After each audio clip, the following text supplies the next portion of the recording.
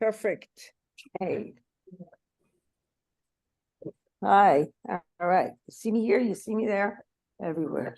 Can you see me? Because I can't see myself without. Actually, they're not going to make this. I can work out. Okay. There we go. There you are. So anyway, this technology, right? Be easy if we just had a phone. You know, that's the whole thing we're trying to do with a computer. Time will come, there won't be any computers. It'll all be on phones or watches or whatever. But so I'm doing a series, you know, I come from a 12-step background. That's how I actually got to Unity. Was a friend of mine in 12 steps said to me, oh, you have to go to this church that I go to. They believe everything that you believe. And I thought, I don't go to churches. I think I've told this before. I had grown up Jewish, and then I was an atheist, and then I had a spiritual experience. She said, oh, well, our church meets in a synagogue. I said, okay, I'll go. Because I didn't want to see Jesus on cross. You know, at that time, I had a real problem with Jesus. Jesus has become my friend, but at that time, it was just, my mother was rolling over in her grave already because I was going into a church, and I figured if I went into a church where they were, my mother was very Orthodox Jewish, so it was a big deal. Anyway, so, but I believed in prayer, I believed in meditation. So in the 12 steps, the step that talks about prayer and meditation is really the next to last step. And it's always said that you want to do the steps in order, with the exception of that step. So before I ever went to church, before I ever believed in any God or higher power, I was going to a therapist. And my therapist said, you need to meditate. And I was like, I don't do that stuff. I don't do God. I'm not going to pray. I'm not going to meditate. She said, no, meditation has nothing to do. You don't have to believe in God. Meditation is about quieting the mind, quieting the body. And she said, meditation is one of the best things for emotional stability. In fact, she had done her doctorate on meditation and exercise for emotional stability. And I was already exercising. I wasn't very emotionally stable. So I figured maybe it was the meditation I was missing. I said, well, I don't believe in God. She says, well, we're going to do a very easy meditation. And we did it with counting. And so I started to meditate before I did any of the other stuff. And she was absolutely right. So Unity's fourth principle is prayer meditation. And that is a core of Unity. It is actually how Unity began. Unity did not begin as a church. Unity began because one woman was diagnosed with a terminal illness. And that woman was Myrtle Fillmore. And Myrtle went to a lecture by E.B. Weeks. And what she heard him say was that she was a child of God, and therefore she did not inherit sickness. Now, she had been diagnosed with a terminal illness, and I think it was something that they used to die of, like diabetes or tuberculosis, and so she started to meditate on her body. She started to visualize all the cells of her body being well. She started talking to the cells of her body, and she did this for 2 years. 2 years, she did that every day, and she did heal herself, and she wound up not dying from tuberculosis.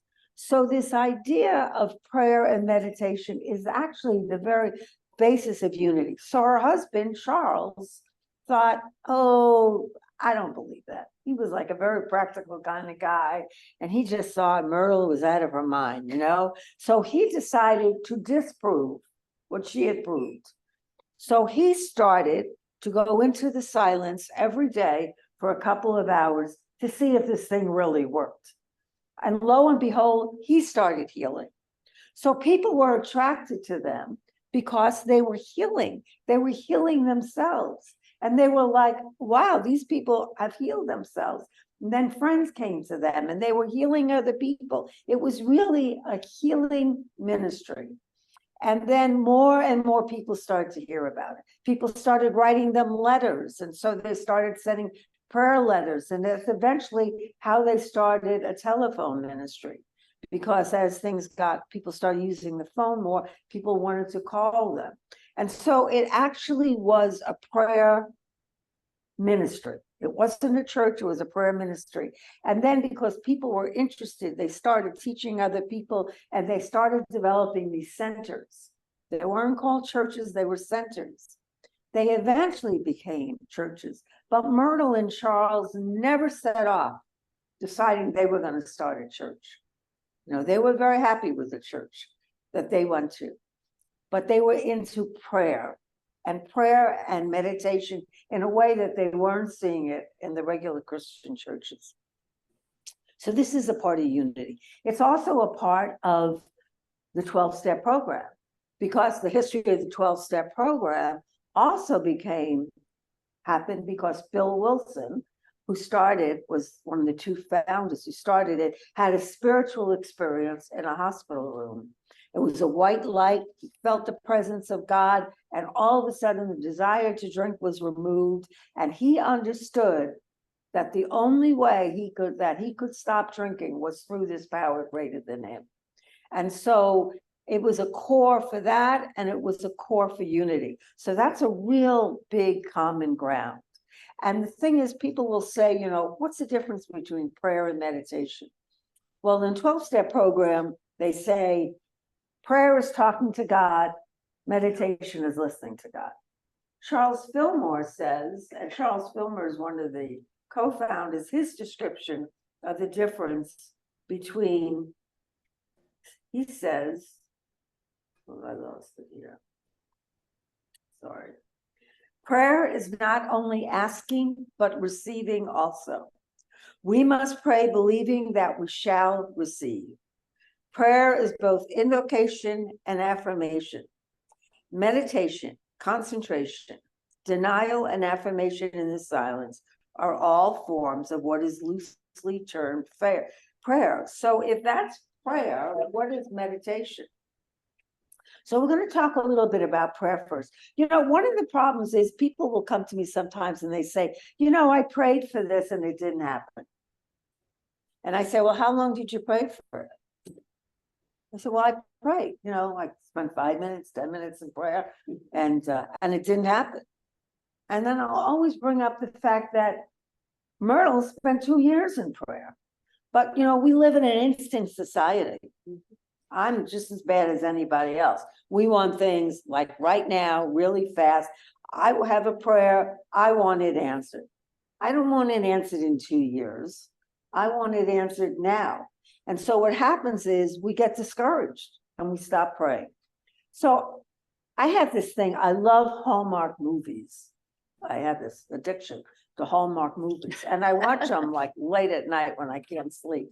And because they're always the same. Basically, same plot, same ending. Everybody's happy. Nobody really dies. Nothing terrible happens. I can be pretty much guaranteed that I'm not going to cry from sadness. I might cry from happiness. So I'm watching this movie yesterday, and it's so interesting how God works in my life, because I had planned that I was talking about prayer and meditation. And I'm watching the movie, and the girl says to her father, she says, well, I prayed about it. And, and nothing seems to have happened. And he said, well, prayer is not a one-time thing that we do. We don't pray one time and expect our lives to change. Prayer is a constant communication with God, a constant communication with God. So we might get up in the morning and say prayers. We might say prayers in the afternoon, but prayer is that conscious connection with God all through the day. When we realize that everything we do in connection with God, and we're in a communication. I am constantly talking to God. Sometimes by mistake, it comes out loud, so people think I'm talking to myself, which is okay, but I will. And when things happen, I will constantly, it'll either be an affirmation when something negative is happening. I turn it around and make an affirmation out of it, or it may be a prayer of gratitude. Every time I got a parking spot, I'd say, thank you, God. Every time something would happen, I would say, thank you, God, because to me, God is in everything in life. And when things weren't going my way, like when I came to Montreal, and everything that could go wrong probably went wrong in a period of 2 days. My affirmation, my prayer was, this too is good, this too is God, and this too is meant for me. And I would just keep saying it over and over again. This too is good, this too is God, this too is meant for me. So for you who don't know, first night I'm here, Kate was doing her wonderful Thursday night music thing. And I was really tired. I just come from Quebec City. And so I didn't unpack my car completely. And I went out early in the morning at 6 a.m. and my car was gone. So right away I thought, oh, I probably don't remember where I parked the car, because I'm at the age where I have senior moments. I like to call them whiteouts. So sometimes I don't remember where I park the car. So I will, it's the connection on the TV that gets loose. So I walked all around the park. I couldn't find my car. I knew I had left it in the front here. My car was stolen. There were things in the car that were stolen. That was Friday. Friday, we lost power here. We didn't have power for 4 or 5 days. It was just like a couple of weeks later, we had a flood downstairs. It was just an interesting time. But I continue to pray because I know that God is a constant in my life, always working in and through my life, even when things seem like they aren't. You see, prayer and how we communicate with God depends on what our concept of God is. If we have a concept of a God that we can trust, we will know that whatever is going on in our life is somehow for good. And we keep that in our prayer consciousness. So we're constantly having a communication. That is prayer. And sometimes prayer is just letting go. It's just giving it to God and letting it go, which happens a lot for me. I'm a firm believer in a God box. If any of you have ever used a God box. So a God box is a place I make it always a pretty box, something I really love. And when I have something that I'm praying for God for, that I know, A, I have no control over. B, it's not something that has to be done tomorrow. It's a long-term thing, and I can't do anything about it. I put the prayer on a piece of paper, and I put it in the box, and I physically give it to God. I let go of it and give it to God. So an example is years ago, my son was in his 20s. He was going down the wrong way. He was having a lot of issues. He wound up in jail one night. And I just said, you know, God, I can't do anything about it. I'm giving him to you. So my prayer is take my firstborn son, because he was my firstborn. I said, I'm giving him to you. I got on my knees, I wrote the name on a piece of paper, and I went, here he is, and I put it in the God box. Mm-hmm. And then whenever I would worry about him, I would say, well, wait a minute, I gave him to God. I gave that away. That's not my problem anymore, no matter what seemed to be going on in his life. And what amazing thing happened was, I never could have figured what was going to change him. And what it was is, by now he was in his 30s. This is like years later, so it was quite a few years.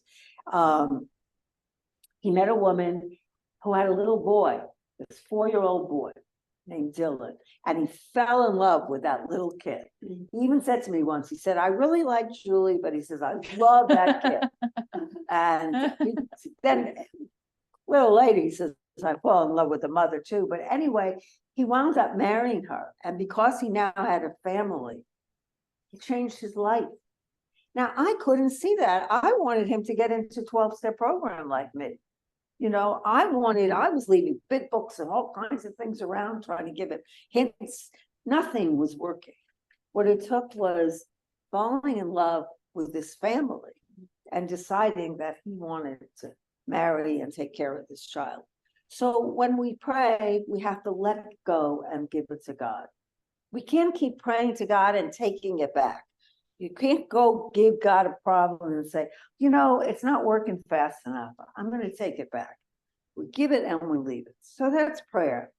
Meditation is going into the silence.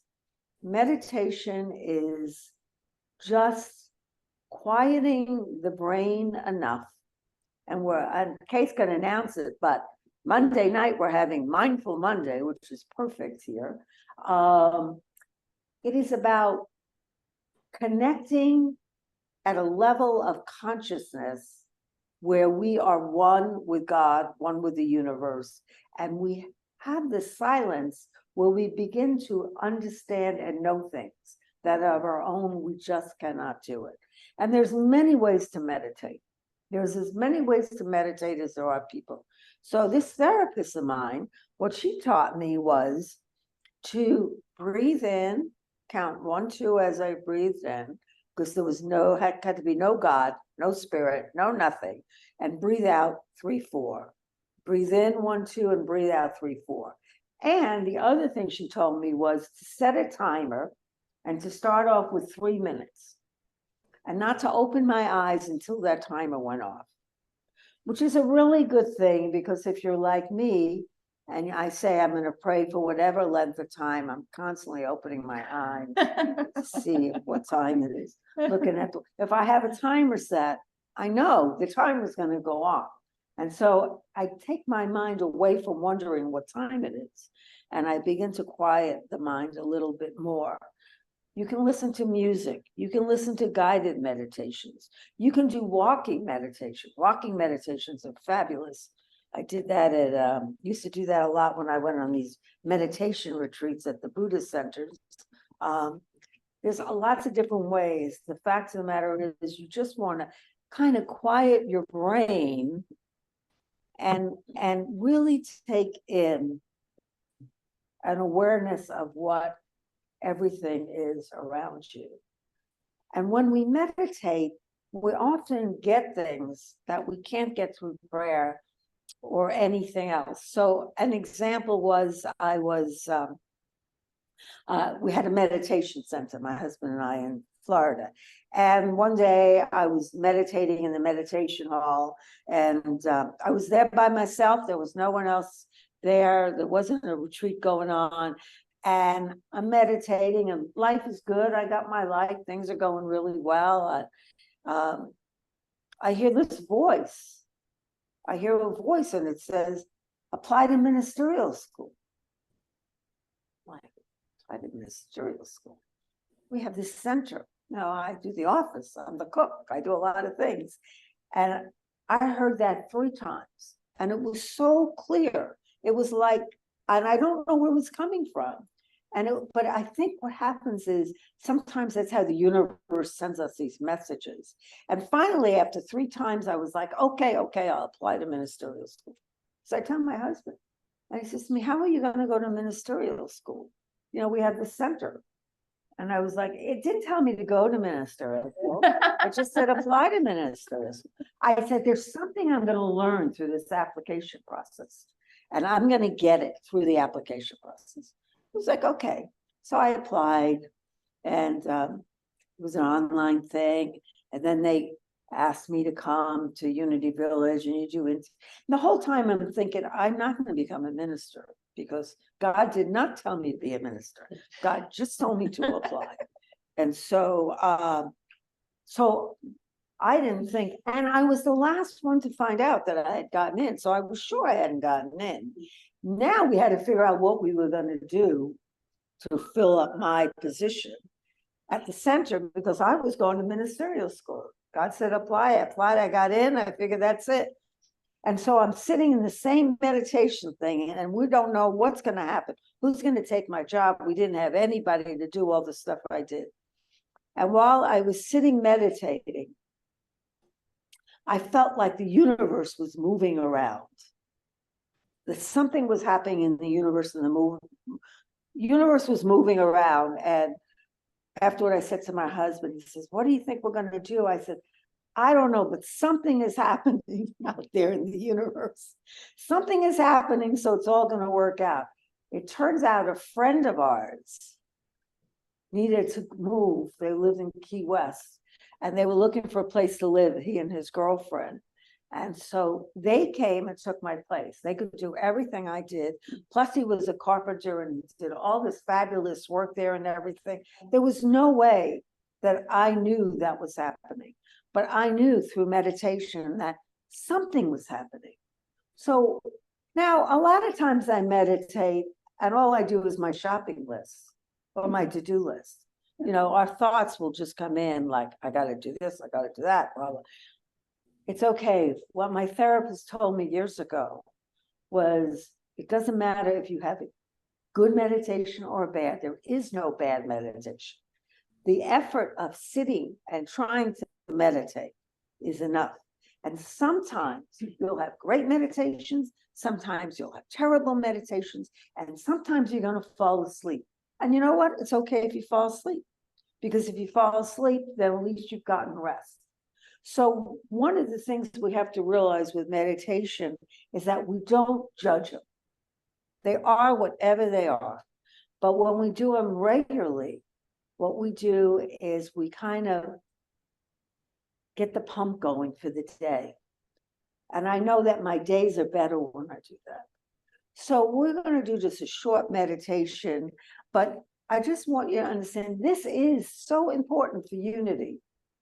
That is unity's fourth basic principles, you know, affirmative prayer and meditation.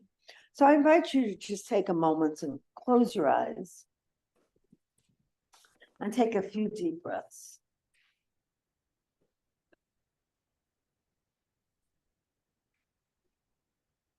And we take the breaths because it allows us to connect with the only thing that we can kind of compare to God, the breath. We don't see it, we can't touch it, we can't smell it, but it is a constant, constantly going in and constantly going out. God's presence is constantly going in and constantly going out.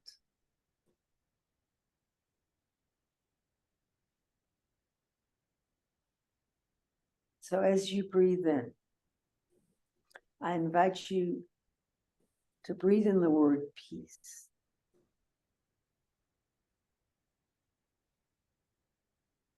And as you breathe out the word calm. So we breathe in peace, we breathe out calm. We breathe in peace, we breathe out calm. And just do that on your own for a few minutes.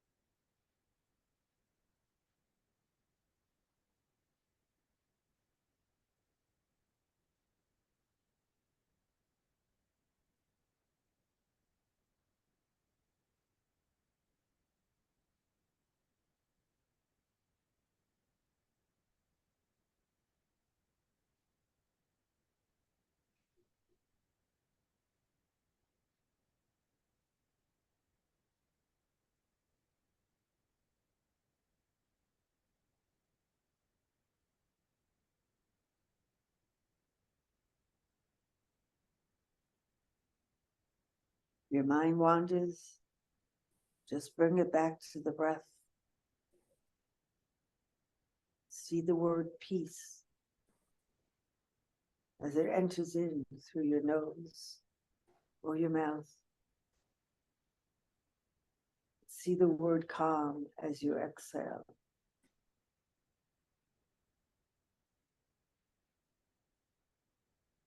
Whenever your mind wanders, Just bring it back.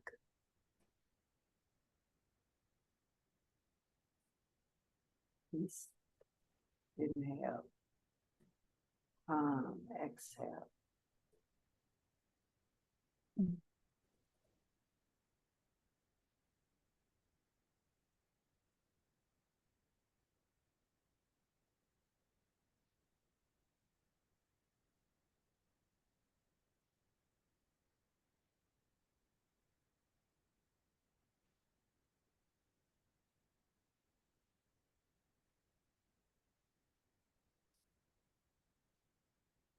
Now we begin to bring our attention back to the here and now. We wiggle our toes, wiggle our fingers.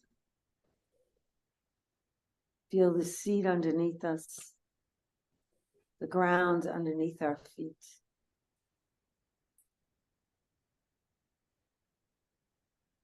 And whenever you're ready, gently open your eyes.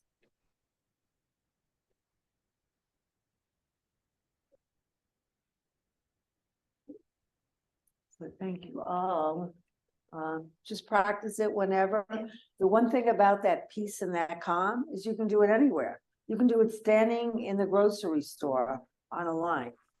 You just, without closing your eyes, I'm not suggesting you close your eyes, but you can just breathe in peace and breathe out calm. Breathe in peace. If you had a car and you're in traffic, you breathe in peace, you bring out calm. It just stops you from all of that turmoil that we tend to have going on in our heads. So thank you for being here. And on this beautiful day, it's such a beautiful day, we're gonna stop the recording now, and we have some announcements.